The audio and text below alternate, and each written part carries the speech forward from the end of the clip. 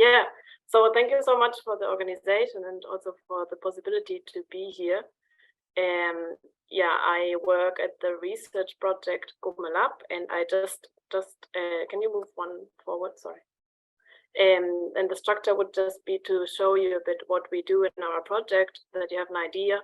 And I will be really transparent. I will try, because we work with digital methods, and it's about how does it work? Does it work well? What were our problems and our challenges and our things we learned? And it's about the big data, the question of transparency, and the working in interdisciplinary teams. Okay, thanks. The next one. Yeah. So yeah, why are we working on telenovelas in series? You might ask, in a project that is based in Berlin. And we work at the Latin American Institute, and telenovelas and series are really important in Latin America. Until today, it's like the one thing that you do mostly each day. You watch it with your family. Now, of course, it changed because of streaming platforms. That families do not watch it together anymore, but everybody is watching Netflix, for example, where also telenovelas and series are shown. And we focus on productions that deal with the recent past. That means if people can remember things that they see on screen, what effect does it have on the memory images, on the historical consciousness, and the political education of the audience. So it would be, for example, things that can be back until 3 generations. So we are not interested in historical productions like, I don't know, the War of Independence or slavery or stuff like that, but more recent things that are still important in the political agenda of a society. And yeah, we are historians, but we work with other institutions and other universities and other disciplines. And we are at a project of 3 years. So now it's an ongoing project when we have 1.5 years more, and are looking forward to have another finance, hopefully. And the next slide, thanks. We're funded by the Federal Ministry of Education and Research, and we work with colleagues from history, communication sciences, literature studies, cultural studies, physics, computer science, and data science. And they are mostly in Chile, Colombia, Brazil, and the US. And we would love to analyze all telenovelas and series, of course, but we can't do that. So we focus on Chile and Colombia and the Latin American diaspora in the US. And we would like to incorporate also Brazil in the second phase. So why are we focusing on these countries for now? It's just that we have seen that social protests are really still going on, and it's always the question about how the past is reflected in the present. So, for example, there were social protests in Chile and Colombia where the people said, yeah, we need to talk about our past because something isn't working in our society. And that's also the time when many telenovelas and series are produced and are shown on television. And it seems like people understand them as it would be an historical book, like they explain things they didn't know before. And also the Latin American diaspora, of course, because there are many Latin Americans living there, but also because the US is producing a lot of series, of course, with Netflix and other companies, and also in Spanish. And to analyze that, we work with quantitative methods that I will show you in a bit, and also qualitative methods.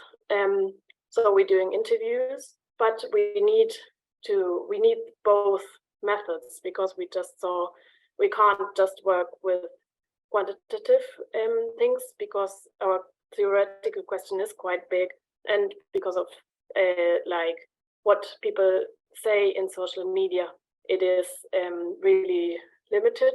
That's why we need the interviews, but we can't do as many interviews as we want. So that's why I think it's always important to have the both methods. Okay, you can just next one, thanks. And yeah, we have 5 case studies. There are 3 Colombian productions and 2 Chilean ones. I would just shortly name them because I think the most important and most known is Narcos from Netflix, which just had a huge impact, and I think many people of you might have watched this, which is about Pablo Escobar and all the Medellin cartel and all the problems he brought and the violence he brought to Colombia. And there's another Colombian telenovela that deals with the same history, but in a completely different way, which is called Pablo Escobar. And another one about the paramilitary. And in Chile, we have two case studies. One is about the dictatorship in Chile, which still is quite recent. And the Colonia Ignidad, that's another series that's a cooperation of German and Chile, which you might have heard of as well.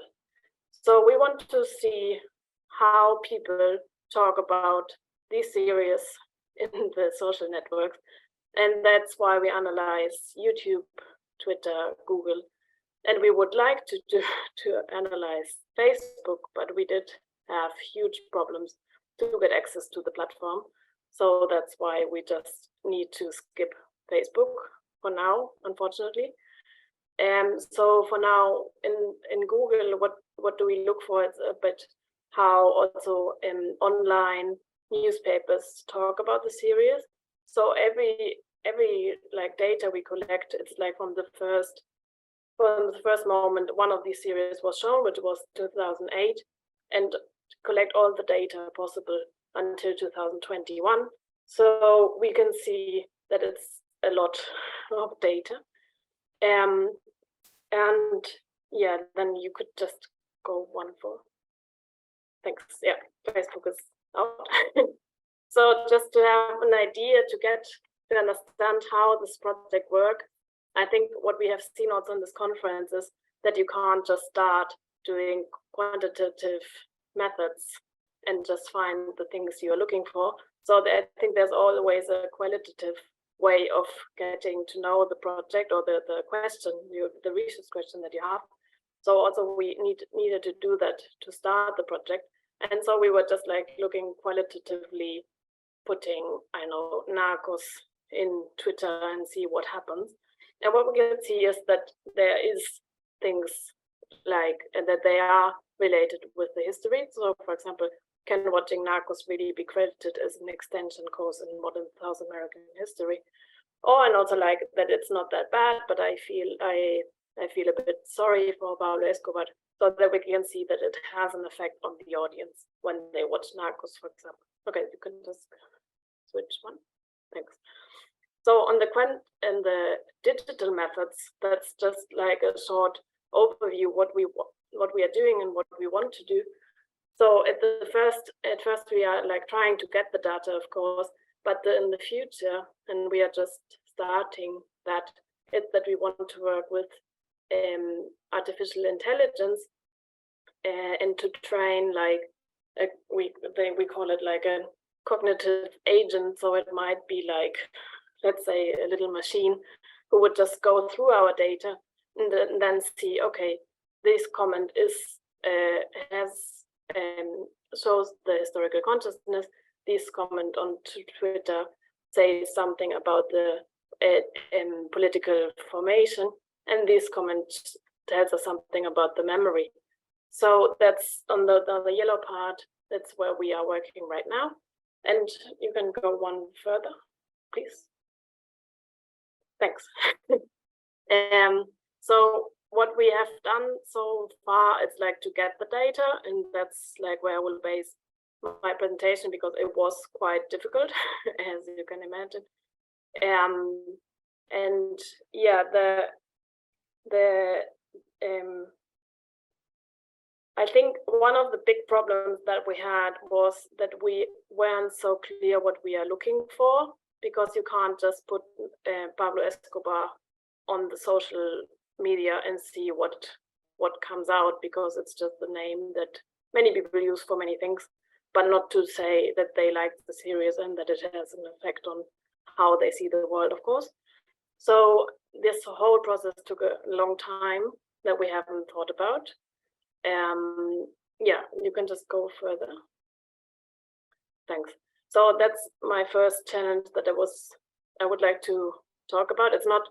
I will not present any results. It's more like ways of thinking or like food for thought, maybe, because we do have a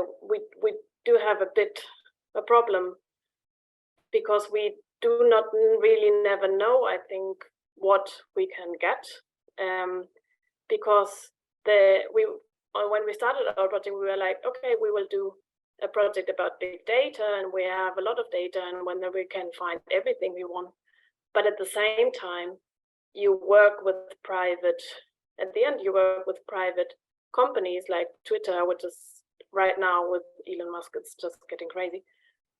But you also work with YouTube, that's a bit more like easier to get access to for academic research. But at the same time, these platforms, they are not I would say they are not the most beautiful platforms from a way of thinking of how you do history, because in history you always like to see your resources, like you want to know your sources, you want to be transparent, of course. So you can just go one further, please. Thanks. Oh, no, we just skip that. Thanks. And we skipped that too, just to make my point. Thanks. So that's why I get to my second point, the way of transparency, because these platforms, we found that many times we know that there are a lot of data we can get, but the platforms like Twitter or YouTube, they just don't give us all we want. So for example, many times also with the academic instrument, academic research of Twitter, we can see that there are many posts that are interesting for us, but they would just give us like a small amount. That's quite difficult for our investigation. You can one further, please. And just, yeah. So we find like it's a two-level transparency kind of, because the platforms are not transparent. They don't tell us how many data we have over there. And also our question is not that easy, of course, because in history or in social sciences project, like it's a huge question, like what effect did serious telenovelas have on the historical consciousness? Like it's not that you put it in a little machine and then they will give you all the results. So you need a lot of steps to analyze what the platforms give you. And on the other part, we had the feeling, maybe it's something that we can talk about later, that also in the investigation, many times the transparency of working with digital methods, it's not that open as it could be, because of course we had many problems getting access to the data, but there wasn't, with another project, we didn't feel like anybody talks about how many manual steps you need to work with artificial intelligence. So how many hours do you need to sit down to evaluate all the links, all the tweets? Does this tweet work for your investigation, yes or no? So that's a confusion that we have in our project, and that's why we are also working on a manual, just to show and get all the steps we made to share them for other projects, because I think the transparency is one of the most important things to do projects with digital methods. And another one? Sorry. So yeah, I just already said it a bit, like, do we ever know what we could have known working with private companies in social science project? And the other one? Thanks. And yeah, and just the third challenge, yeah, just the next one. Thanks. Just a small anecdote. that also like we do need to work in interdisciplinary teams, I think, because we might never get the access to big data without people who really know programming. And for example, I don't know programming, but I work with we work with a team of physics in the Universidad de Antioquia in Colombia. So we do have a lot of discussions, of course, because we actually don't understand each other. And it took a long time to see what are the things that we don't understand. So just an anecdote to program this cognitive agent to analyze the tweets. Does this tweet, for example, say something about the historical consciousness? We were like, okay, we just give them some examples and do some subcategories, and then everything will be fine. And then we just found out that it doesn't work that easily because you can't just put thousands of subcategories and say, okay, historical consciousness is like this and this and this, but just in the case of that, and like show this kind of thinking to an artificial intelligence. So that's something that we just really shocked in the team.